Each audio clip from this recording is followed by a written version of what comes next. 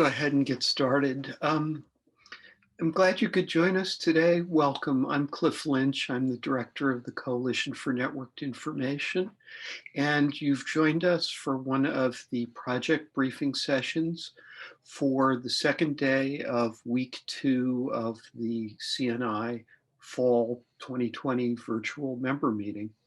To remind you, the themes of week 3 address technology, infrastructure, and standards primarily. And we've got a bit of technology and a bit of infrastructure here, as well as some very interesting organizational and operational questions. A couple of quick logistical things. I would just remind you that along with the synchronous project briefing sessions, we have also released quite a number of pre-recorded videos this week, and I'd invite you to browse among those as your time and interests allow. We are recording this session, and we will be making it available subsequently. Normally, we have closed captioning available. For some reason, it is being very balky at this session, and so I don't think it is available for this session live. However, we will make sure that the recording gets closed captioned, and for anyone who was counting on that for the live session, I apologize. There is a chat window, and please feel free to use that during the session. There's also a Q&A tool at the bottom of your screen, and you can use that to ask questions as they occur to you during the presentations. Diane Goldenberg-Hart from CNI will moderate a Q&A session after we've heard the two presentations.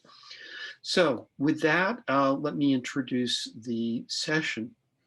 We have with us two speakers, both from North Carolina State University, Claire Cahoon and Colin Nickels.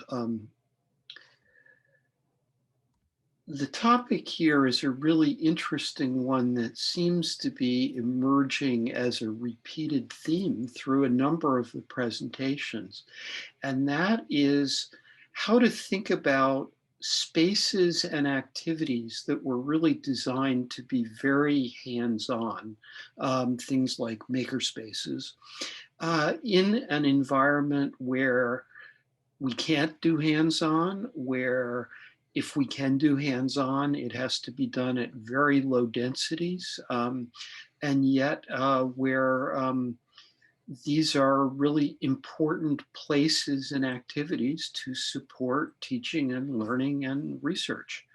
And we're going to have a very interesting look at this based on some experience and some experiments being done at NCSU. And with that, I just would like to thank Claire and Colin for joining us, and turn it over to Colin to start the presentation.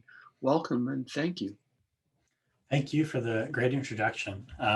So as he already mentioned, my name is Colin Nickels. I'm the Experiential Learning Services Librarian at NCSU. And this is Claire Cahoon, one of the NCSU Libraries Fellows. And we're here to talk to you today about how to make that tricky adaptation into an online virtual world when the work that you do is so tied to the physical affordances of a makerspace and VR studio and digital media lab. Just really quick, I'm sure you're all familiar, there is a global pandemic, and that has required us to close a lot of our spaces that normally do provide direct hands-on access to technologies and skills. Places like our D.H. Hill Library Makerspace over here on the left-hand side, which is normally a place where we host classes, workshops, open hours. People have direct hands-on access to things like the laser cutter, the 3D printers, our sewing machines, our electronics workbenches, and things like that. It's also a teaching and learning space, so we do have whole classes that happen in that space as well. Our VR studio here in the middle, where we have 6 full-size, full-room scale setups of VR with the high-end full VR heads-up displays. You can see one of our student workers there wearing one of those. And our numerous music and media rooms. We have a number of music and media rooms in both the Hill and Hunt libraries. All of these spaces are closed off discrete rooms where people put lots of hands on the same pieces of equipment, and that presents immediate challenges right now during our current pandemic. So really the background of this project is, what can we do to make these spaces, make the expertise available online? And how do we continue to employ the myriad student workers that we currently pay, who are our space and service experts, people who run the 3D printers, who give people VR orientations and help teach how to make media like music and video? One of the ways we've been using to rethink these spaces and to figure out how to use the services and make them available is by using Twitch, which is a platform and that you might be familiar with. Hopefully there's a Zoom poll coming your way that just asks what you might already know about Twitch.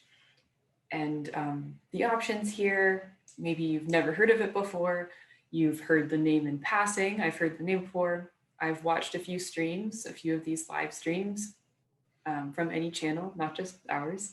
You might be a regular user, or you might be a Twitch streamer, a real power user with this platform. So if you could just let us know what you might already know about this. And there's no pressure. When we started this project, I had only heard the name Twitch before, so I've been doing, we've had a crash course on how this all works together, and we'll walk through it in just a minute.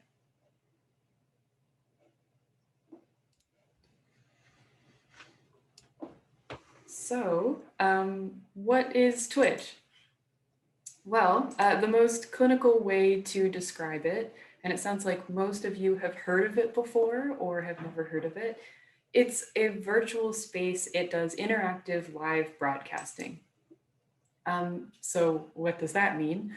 It means that we live stream events from those spaces that we mentioned before, the makerspace, our VR studio, digital media lab, and there's an interactive component where you can talk with the people who are doing the live stream. So you can, if you click through one more time, Colin, so we can see the screenshot in the back, this is what a Twitch stream would look like. This main box here, you can see it's a document camera that points down at our digital embroidery machine. This stream was how to use the digital embroidery machine. Our student employee, Andrew, who was running this one, was creating some kind of a patch.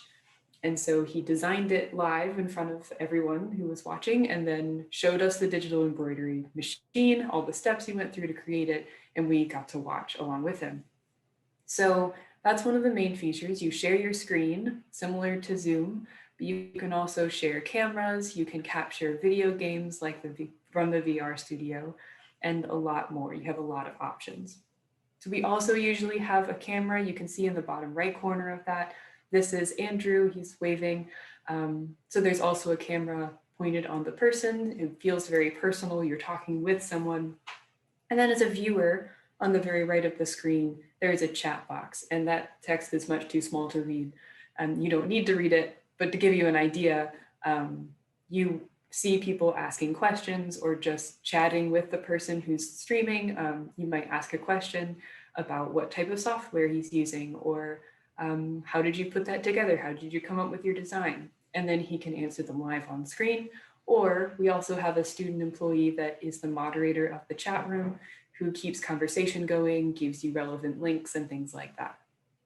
So you might use this platform for things like watching somebody work on an interesting project, or use equipment that you don't currently have access to.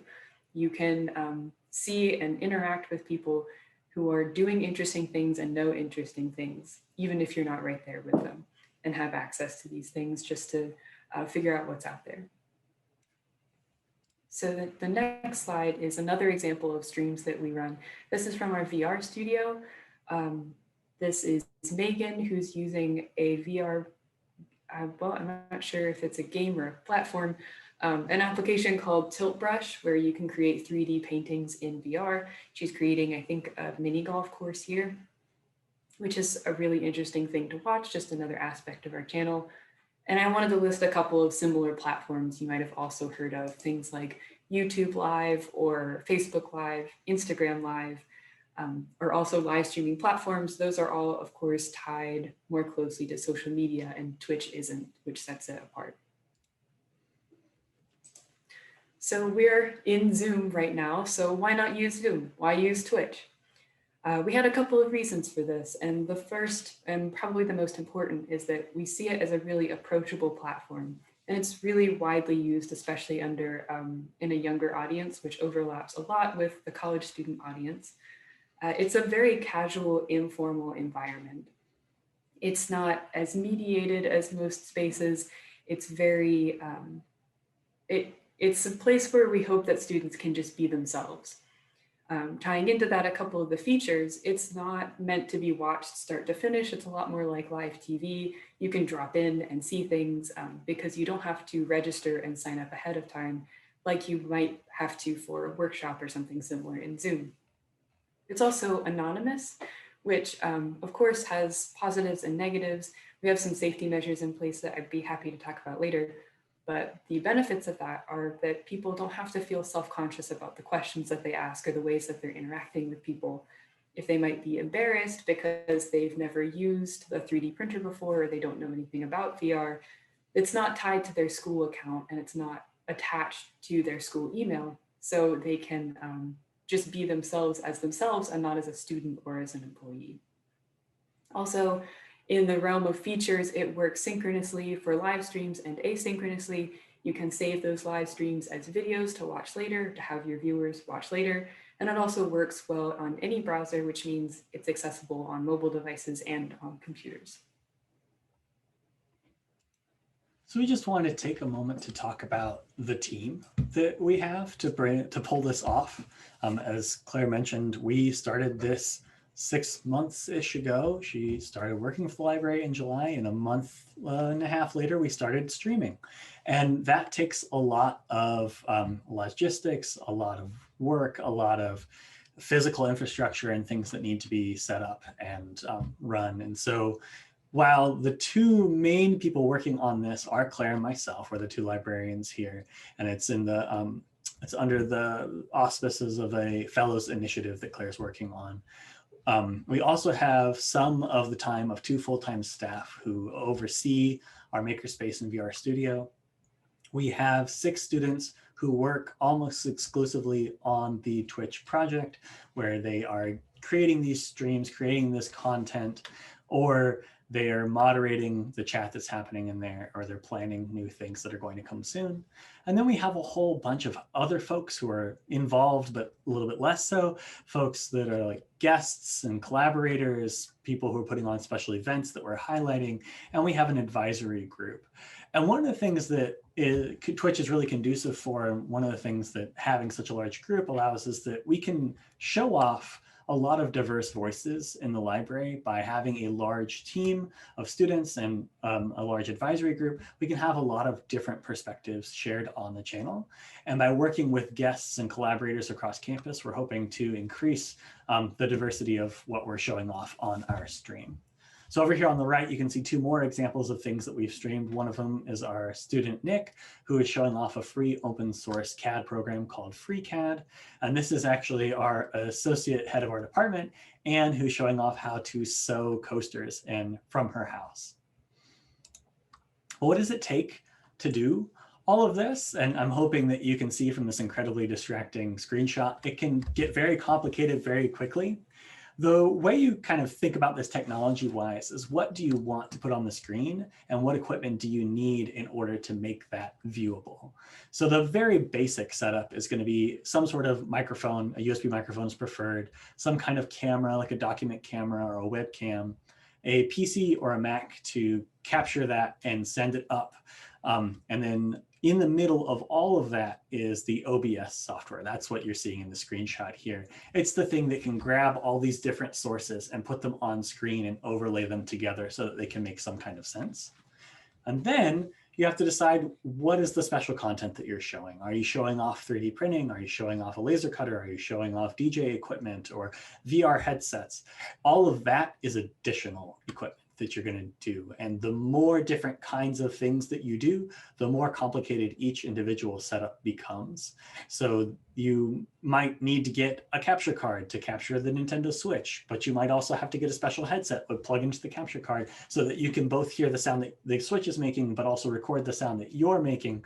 And getting these things all tied together can be complicated the first couple of times that you set it up. But OBS, Open Broadcast Software, is an open source solution that will talk to a lot of these different kinds of streaming channels and platforms.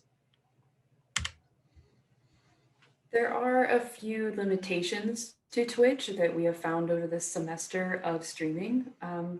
And the first one is just the purpose of the platform. Twitch's purpose is not for education. It's meant for individuals who are creating or streaming their own personal hobbies, usually with the aim of making money eventually, getting enough followers and viewers that they can make money out of it. That's not at all what we're trying to do. We can't accept any money for the kinds of content that we put forward. That's not our goal. And we're also purely educational. And there's no separate educational account type or separate rules.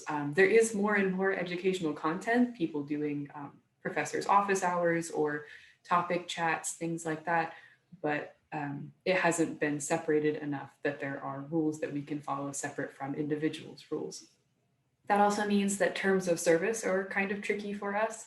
The regular terms of service, not so much, but the affiliate program, which is a tiered system for Twitch. Once you have enough viewers and you have streamed enough, they offer you a few more benefits called the affiliate program. Things like you can upload pre-made videos instead of only doing live content.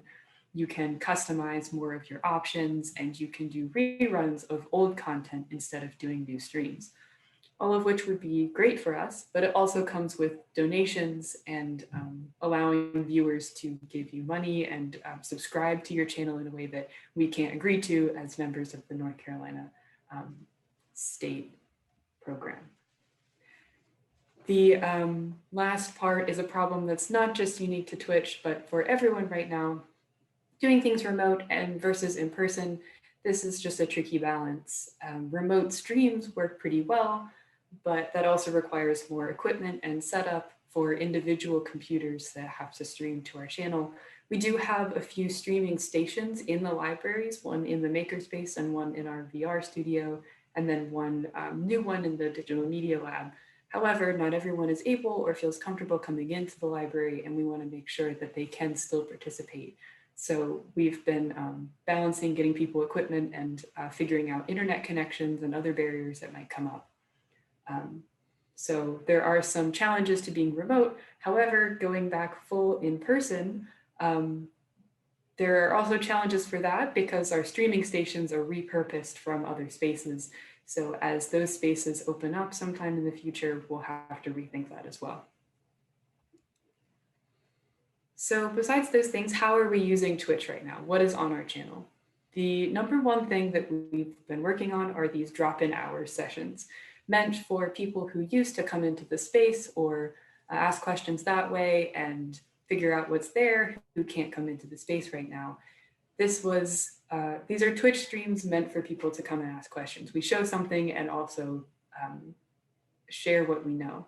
We haven't gotten as many of those questions as we had thought we might, so we've shifted our focus a little bit. Now it's less about gathering questions like a reference desk and more like a demonstration space. So we can share the expertise of the student employees who are sharing things. We can share the spaces themselves and also types of equipment and activities that you could do in the spaces. We've also had some special guests from across the libraries, things like research librarians who have done knitting streams. We've done creative coding with the data and visualizations librarian. We had the student success team play Animal Crossing and Mario Kart, things like that. So across a full range of different things from people across the libraries, like Colin mentioned. And some of those have led to some deeper collaborations, like the student success team who we worked with to do streams for Exam Wellness Week, more of a de-stress, find other outlets during exams times. You can see one of those on the top screenshot here. This is one of our students, Norm, who's playing a DJ set and explaining how he creates music in this way. So you both get to listen to his music, hear some explanation. It was a really interesting stream for that exam week. And it's also led to some more broad collaborations. The second one we mentioned here is the Brickyard Broadcast, which is a collaboration with the music department and one of the people that we work with in the libraries, Colin Keenan, who created a VR Brickyard, which is our campus commons. And when you enter this VR space, it was to experience the world premiere of a new piece of music. It was played by several ensembles from around the campus and the community, a really interesting event and a good chance for us to use the Twitch channel to broadcast an artist talk combined with the event. And you can see a screenshot of that on the bottom here. So what are the numbers? These are some of our stats from the semester. Our streaming ran from August 31st to November 20th. During that time, we did 75 streams. And we had 17 different people streaming those. I think none of these numbers really capture how much we learned about the platform and about our viewers and all the different things we've done.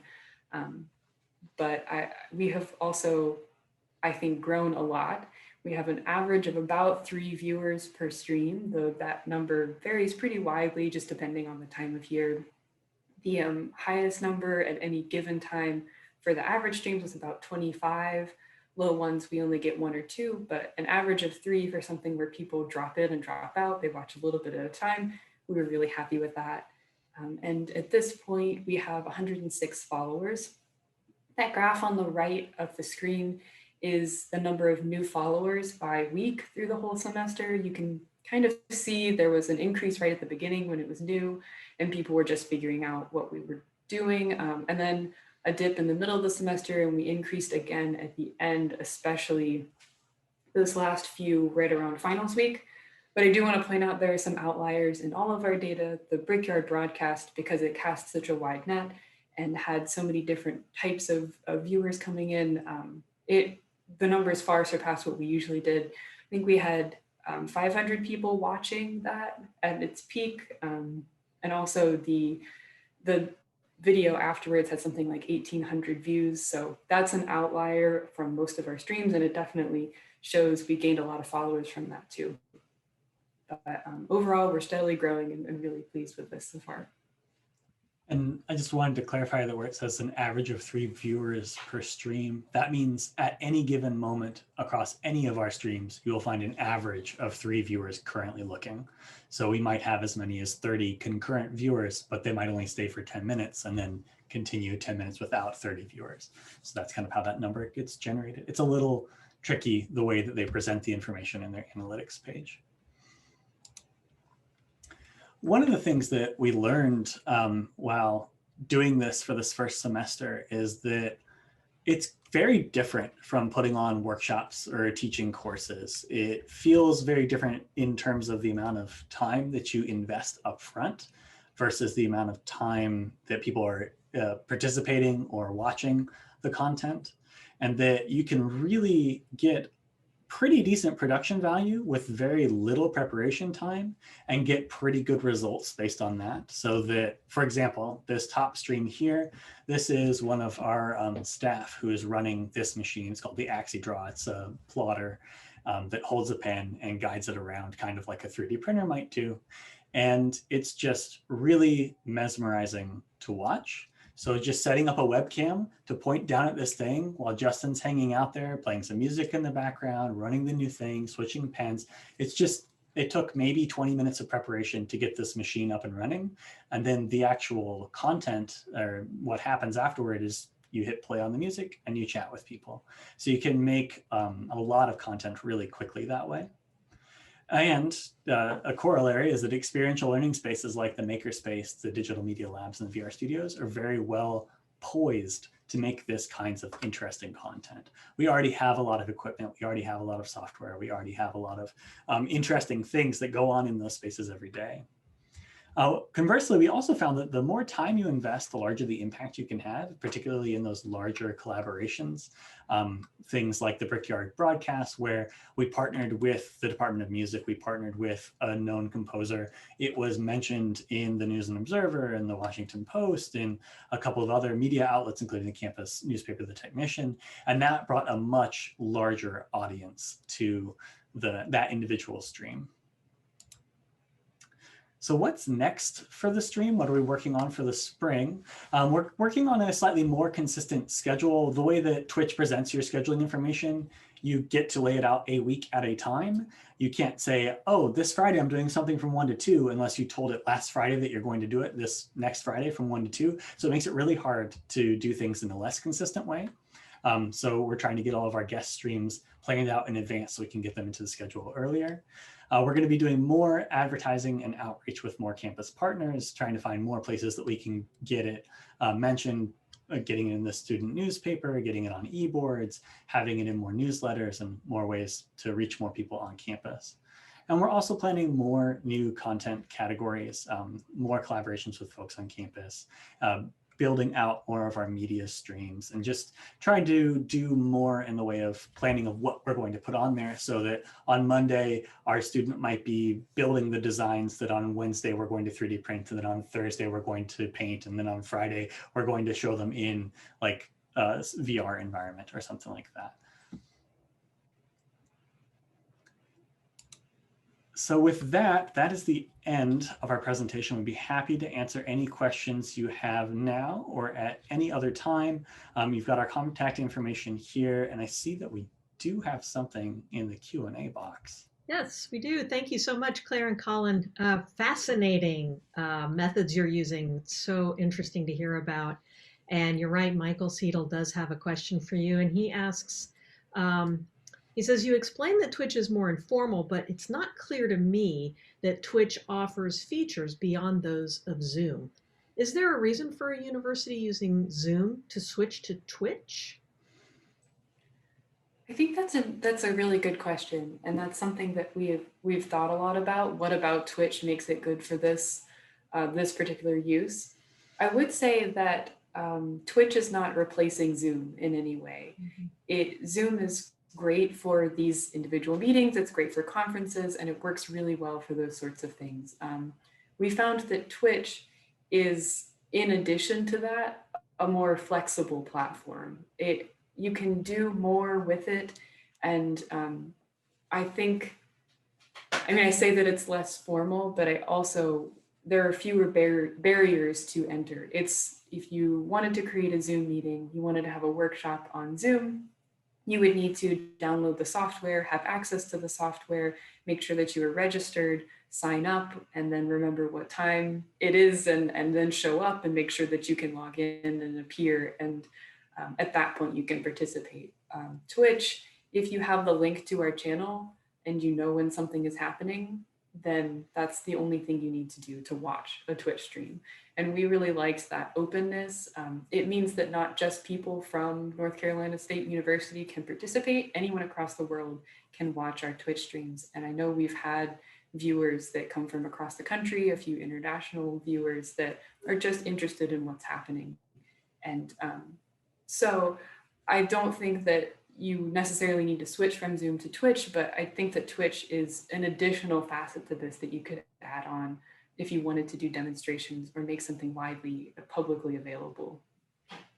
I would just add that Twitch is really, really good for the one-to-many kind of broadcast sort of situation, where you have one person or a team putting together content that you're sharing with a large group of people, anonymous or semi-anonymous or not anonymous.